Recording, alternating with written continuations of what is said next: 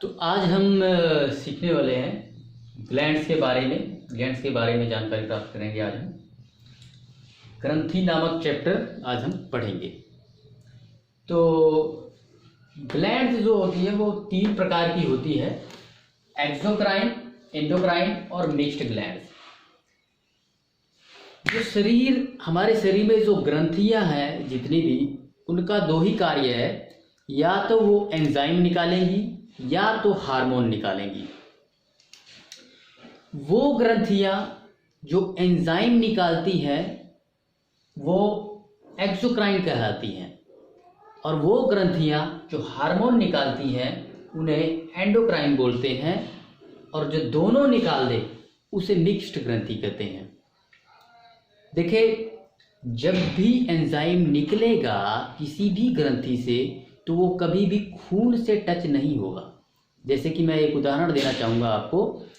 Salivary gland, मुंह में salivary gland है, इससे जब सलाइवा निकलता है तो क्या खून निकलता है उससे? नहीं निकलता है।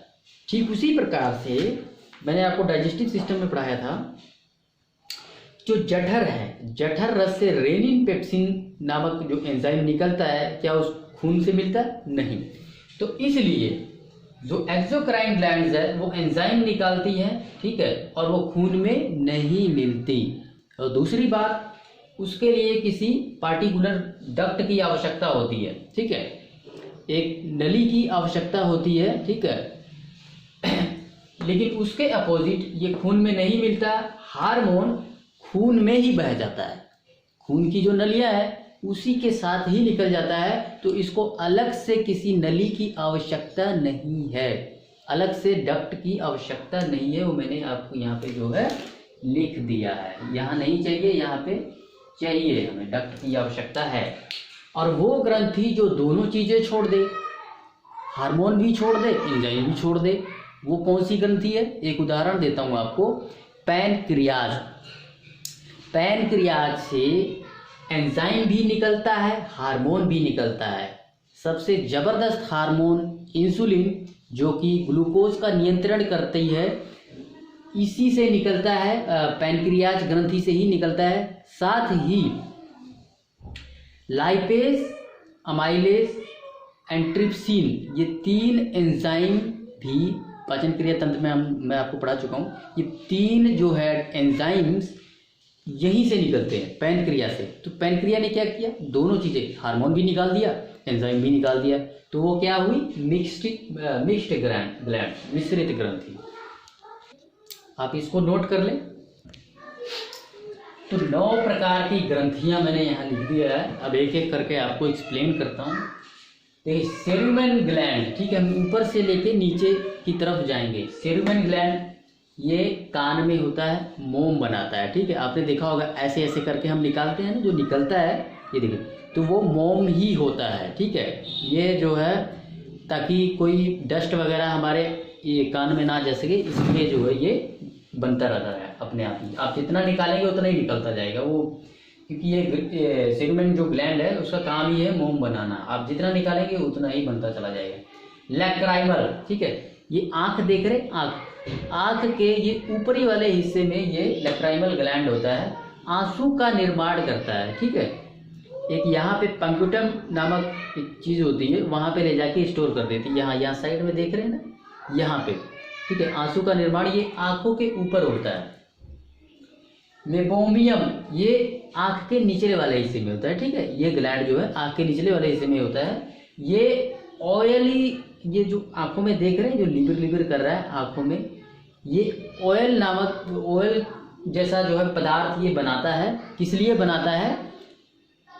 जैसे कि धूल, डस्ट, ये सारी चीज़ें जम जाती है, तो रात में आप देखते होंगे, सुबह उठते होंगे तो यहाँ कीचड़ लगा होता है, ये वही कीचड़ होता है, ठीक है, जो जिसका ये निर्माण करता है। बेसिकली ये साफ सफाई के लिए इसका निर्माण जो है होता है। अगला है सलाइवरी ग्लैंड, ठीक है। मुंह में आ जाते हैं। मुंह में हमारे कुछ ग्रंथियां होती हैं जो लार का निर्माण करती हैं, और ये लार जो है वो पचाने का काम करता है। खाना जो है, जो हम खाना खाते हैं उसको डाइजेस्ट करने का काम करता है। इसके बाद हम पेट में आते हैं, स्टमक में। यहाँ पे है गैस्ट्रिक ग्लैंड, ठीक है। इससे निकलता है दो एंजाइम, एक रेनिन और एक पेप्सिन। रेनिन क्या करता है, दूध को दही में कन्वर्ट कर देता है। पेप्सिन जो है ये प्रोटीन का पाचन करता है, ठीक है, प्रोटीन को कन्वर्ट कर देता है ये जो है नेक्स्ट अगले लेवल पे, ठीक है। प्रोटीन का पाचन बहुत ही कॉम्प्लिकेटेड है, वो 3-4 चरणों में डाइजेस्ट होता है। वो मैं आपको ऑलरेडी डाइजेशन वाले चैप्टर में पढ़ा चुका हूँ बहुत अच्छे से। इसके बाद स्वेट ग्लैंड। स्वेट ग्लैंड कहाँ होती है, हमारे ये पूरे शरीर में होती है, ठीक है। आप देखते हैं जब भी शरीर को बहुत ज़्यादा हीट लगती है तो ये ग्रंथि क्या करती है, पसीना निकालती है, ठीक है, बॉडी से पसीना निकालती है, सो दैट बॉडी का टेम्परेचर मेंटेन करने के लिए, ठीक है। तो पसीने का निर्माण कौन करेगा, स्वेट ग्लैंड करेगा। सीबैकस, आप देखे होंगे जो लोग थोड़े हेल्दी होते हैं उनके शरीर से तेल तेल वाली चीज़ें निकलती रहती, ऑयली ऑयली, ठीक है। और इसके अलावा जब हम बहुत ज़्यादा घी खा लेंगे, बहुत ज़्यादा दूध पिएंगे तो भी जो है ये चीज़ें निकलती हैं। तो ये जो तेली जो चीज़ निकली उसे सीबम बोला जाता है, ठीक है। और ये सीबैकस ग्लैंड जो है ये निकालती है, यहाँ पे होता है हमारे, ओवरऑल पूरे बॉडी में ही होता है।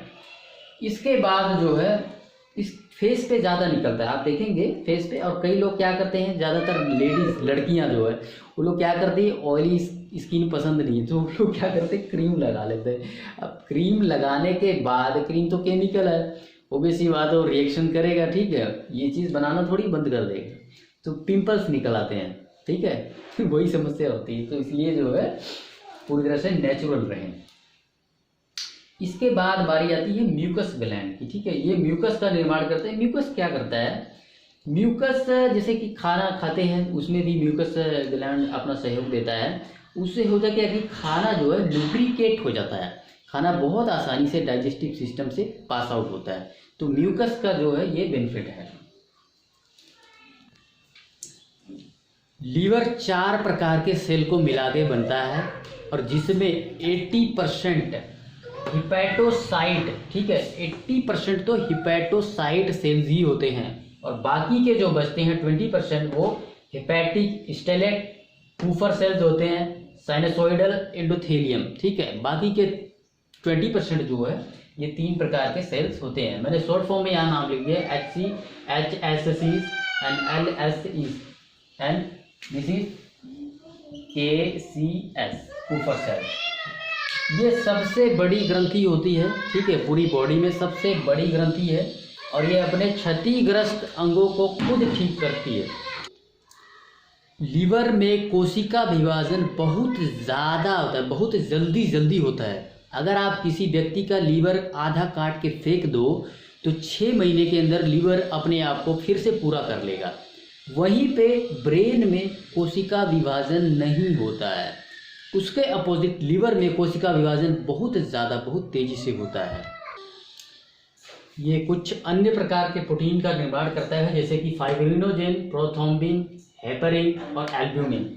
इसमें से fibrinogen and prothrombin blood clotting के काम आता है। आप देखते होंगे कि कहीं पे हमें जब कट लग जाता है तो खून का थक्का वहाँ जमा हो जाता है, तो ये जो खून का थक्का जमा हुआ है इसी के कारण से होता है और इसका निर्माण कौन करता है, लीवर। तो इतना महत्वपूर्ण कार्य जो है लीवर करता है। इसके अलावा एक हेपरिन नामक ये प्रोटीन बनाता है, इसकी वजह से जो है ब्लड जो है गाढ़ा नहीं होता, ठीक है। आप देखते होंगे कई लोगों का ब्लड जो है बहुत गाढ़ा हो जाता है तो उसे डॉक्टर एस्प्रिन लिख देता है, एस्प्रिन की गोलियां खाते रहो और ब्लड को पतला करते रहो, ठीक है।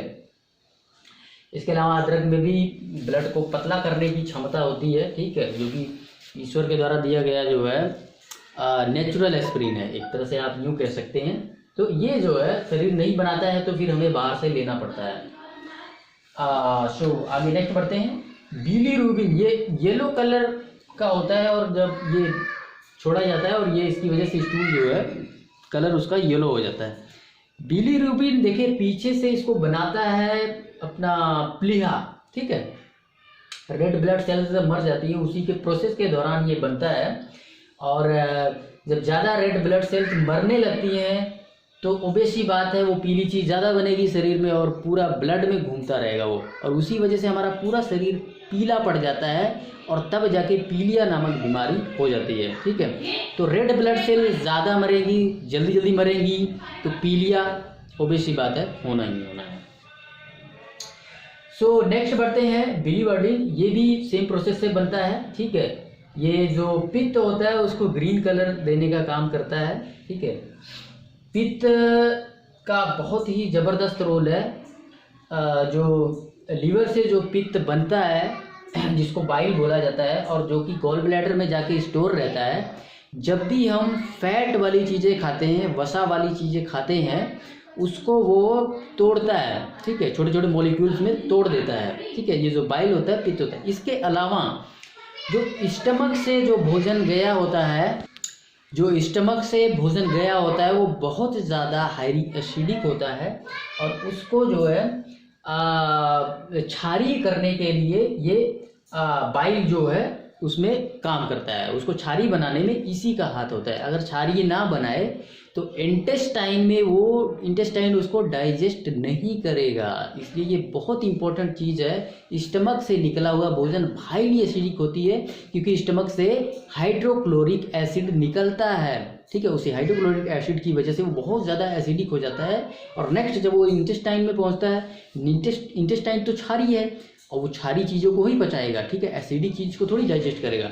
तो वो कहता है कि भाई आप इसको पहले क्षारीय करके दो।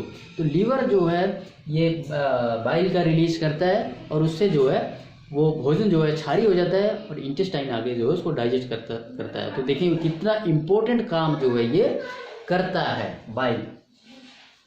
सो नेक्स्ट, ये अमोनिया को यूरिया में बदलता है। आप सबको पता है कि जब भी हम प्रोटीन खाते या कोई अन्य चीज़ें खाते हैं तो उसे बहुत ज़्यादा अमोनिया बॉडी में निकलता है। अब अमोनिया बहुत ज़्यादा हाईली टॉक्सिक चीज़ है। अगर बॉडी में पड़ा रहे तो इंसान मर जाएगा। इसलिए लीवर बहुत इंपॉर्टेंट काम करता है एक अमोनिया को कम टॉक्सिक, जो कि यूरिया कंपैरेटिवली काफ़ी कम टॉक्सिक है, उसमें इसको कन्वर्ट कर देता है। अमोनिया टू यूरिया का कन्वर्जन यही करता है। अब मैंने कल आपको कल वाले चैप्टर में भी ये मैंने आपको पढ़ाया था। तो ग्लूकोज टू ग्लाइकोजन। ठीक है, ये एक चीज़ और बहुत इंपॉर्टेंट काम करता है। देखिए, आप जब भी खाएंगे एक्सेस चीज़ों को ये नेक्स्ट लेवल पे कन्वर्ट कर देगा। ठीक है, मान लो आपने ग्लूकोज बहुत ज़्यादा खाया और आपके खून में ग्लूकोज दौड़ रहा है। अब ये क्या करेगा, ग्लूकोज को खींच के लीवर में ले जाके जमा कर देगा ग्लाइकोजन के रूप में। वही जब आप फास्टिंग करना शुरू करेंगे, उपवास करेंगे, आपके शरीर को तो ग्लूकोज चाहिए। कहाँ से मिलेगा वो ग्लूकोज? वही ग्लूकोज जो लीवर ने जमा किया था ग्लाइकोजन को, एक्सेस जब आपके खून में घूम रहा था, भाग रहा था, एक्सेस जब आपने बहुत सारा ग्लूकोज खा लिया था और आपके खून में भाग रहा था और उसको लीवर ने जमा कर लिया था, उसी को निकाल के देगा। मान लो आप एक दिन नहीं खाना खाते हैं, लीवर से निकालेगा। 2 दिन नहीं खाते हैं, लीवर से निकालेगा। अब 3 दिन 4 दिन 5 दिन नहीं खाना खाते तो क्या करेगा? तो फैट को तोड़ना शुरू कर देगा। ठीक है, तो एक तरफ जब आप ज़्यादा खाते हैं तो फैट को वो जमा कर देता है, पेट में जमा कर देगा, यहाँ थाइस में जमा कर देगा, यहाँ जमा कर देगा, फेस पे जमा कर देगा। फिर जब आप नहीं खाना खाएंगे, जब इसको भोजन नहीं मिलेगा, तो फैट को भी तोड़ के वो जो है ग्लूकोज में कन्वर्ट करना शुरू कर देगा। आप 8-10 दिन भूखे रह गए, पूरा फैट आपका खा गया, उसके बाद क्या होगा? उसके बाद ये प्रोटीन को तोड़ना शुरू कर देगा। 8-10 दिन अगर आपने लगातार फास्टिंग कर लिया, पूरा फैट खत्म। अब मेरे जैसे बंदे का तो 2-3 दिन में ही खत्म हो जाएगा पतले। ठीक है, तो इसलिए जो है 8-10 दिन बाद जब फैट खत्म हो जाएगा तो प्रोटीन को तोड़ना शुरू करेगा। ये सारा प्रोसेस लीवर का ही करता है। ठीक है, जमा करना भी लीवर का काम है और उसको जब आप भूखे मरते हैं, भूखा फास्टिंग करते हैं, तब अलग अलग जगह से उठा के उसको ऊर्जा के रूप में परिवर्तन करना भी इसी का काम है। इसके अलावा ये कोलेस्ट्रॉल का निर्माण करता है। कोलेस्ट्रॉल बुरी चीज़ नहीं है, कोलेस्ट्रॉल तो हमें चाहिए। 60-70% कोलेस्ट्रॉल तो लीवर ही निर्माण कर देता है। ठीक है, 100% जो हमें चाहिए होता है। लेकिन जब हम बहुत ज़्यादा खाते हैं कोलेस्ट्रॉल वाली चीज़ें, कोलेस्ट्रॉल कहाँ से आता है? जानवरों से जुड़े हुए जितने प्रोडक्ट हैं आप खाओगे, दूध, दही, घी, मक्खन, नॉनवेज, सारा उसमें कोलेस्ट्रॉल होता है। ठीक है, तो ऑलरेडी 60-70% तो ये बना रहा, ठीक है, और ज़्यादा आप खा रहे हैं तो उसी से होता क्या है, कोलेस्ट्रॉल बहुत ज़्यादा बढ़ जाता है। जब कोलेस्ट्रॉल बढ़ जाता है तो इधर हार्ट में हार्ट अटैक होने के चांसेस बढ़ जाते हैं, क्योंकि नाड़ियाँ ब्लॉकेज हो जाती हैं कोलेस्ट्रॉल से। ठीक है, तो इसलिए जो है लीवर खुद भी कोलेस्ट्रॉल बनाता है, बनाता ही बनाता है, 60-70% तो ये बनाएगा ही बनाएगा, और बाहर से भी और ज़्यादा ले लोगे तो फिर आप प्रॉब्लम में आ जाओगे। तो इसलिए जो है कोलेस्ट्रॉल ऑलरेडी 60-70% ये बनाता है, ये बहुत इंपॉर्टेंट काम है। ठीक है, जहर से ये नष्ट हो जाता है। जब भी आप कोई जहरीली चीज़ खाएंगे, सभी मेडिसिन, ठीक है, सभी प्रकार की दवाइयाँ, ठीक है, जो कि इंसानों के द्वारा बनाया गया है, दवाइयों को तो हमने अभी खाना शुरू किया है 60-10 सालों से, 100-150 सालों से। उससे पहले दवाइयाँ थोड़ी होती थी, नेचुरल चीज़ें होती थी। तो लीवर इनको पहचानता नहीं है, तो लीवर क्या करता है, इसको नष्ट करने की कोशिश करता है। जहर खाएंगे तो भी उसको नष्ट करने की कोशिश करेगा। मेडिसिन आप देखेंगे 8-10 दिन बाद मेडिसिन काम करना बंद कर देती है। ठीक है, क्यों करती है, क्योंकि लीवर उसको आगे नहीं जाने देता है। ठीक है, तो जहर आप खाएंगे तो जहर जो है लीवर को ही डैमेज कर देगा। ठीक है, अगर छोटा मोटा थोड़ा बहुत जहर रहा तो लीवर के कुछ ही सेल मरेंगे। ठीक है, ऊपर सेल इसमें एक्टिव होते हैं, और बहुत ज़्यादा जहर खा लोगे मुझ के तो उसके बाद क्या होगा भाई साहब, पूरा लीवर ही खराब हो जाएगा, तो फिर बंदा गया। ठीक है, तो जहर खा के अगर कोई मरता है तो उसका जो लीवर ही चेक किया जाता है कि लीवर में जहर पाया गया है या नहीं, लीवर किससे डैमेज हुआ है। ठीक है, तो उसी को चेक करके जो है कोई बंदा अगर किसी को जहर खिला के मारा है तो चेक किया जा सकता है। ठीक है, खून का निर्माण भी करता है। ठीक है, जब बच्चा पेट में रहता है, जब बच्चा माँ के पेट में रहता है तो वो भ्रूण होता है। ठीक है, उसका जो खून का निर्माण होता है वो लीवर ही करता है। लेकिन अभी हम जैसे बड़े लोग हो गए, हम लोग बड़े हो गए हैं, तो हमारा जो ब्लड का निर्माण वो कहाँ होता है, बोन मैरो यानी कि हड्डियों के बीच में होता है खून का निर्माण। लेकिन बच्चों का कहाँ पे होता है, जो छोटे बच्चे होते हैं बिल्कुल, यानी भ्रूण का ये लीवर ही करता है, क्योंकि हड्डी नहीं होती ना छोटे बच्चों में। तो ये था बहुत ही इंपॉर्टेंट चैप्टर ग्रंथि, और इसमें हमने लीवर को बहुत अच्छे से पढ़ा है एक्सप्लेन करके।